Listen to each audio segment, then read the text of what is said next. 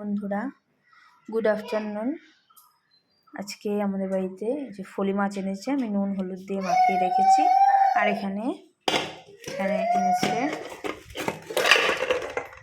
যে শাটি মাছ। আমি তো মাছ কাটতে জানি না, তাই মা পুজো করছে, পুজো করে এসে মাছ কাটবে, শাটি মাছের ঝোলও হবে। আর এখানে আমের চাটনি বানানো হয়ে গেছে, ভাত বানানো হয়ে গেছে না।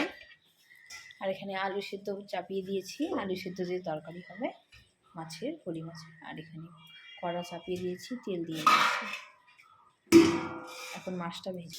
আমার ছেলে খেলনা নিয়ে বসেছে, যে মা পুজো রেডি করছে, ছেলে খেলনা নিয়ে বসেছে, আমি রান্না করছি।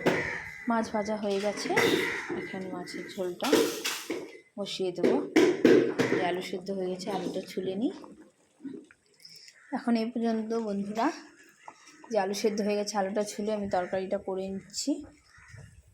এদিকে আমাদের ব্রাহ্মণ চলে আসছে। আমি পরে আবার এখন আর ভিডিওটা কন্টিনিউ করতে পারছি না, তোমাদের আর মাছের ঝোলের ভিডিওটা আমি দেখাতে পারছি না। আমি মাছের ঝোলের ছবি দিয়ে দেবো পরে। যদি ভালো লাগে লাইক কমেন্ট শেয়ার করে আমার পাশে থেকো। ওকে, অনেক অনেক ভালোবাসা বন্ধুদের। এখন এই পর্যন্ত, টাটা বন্ধুরা।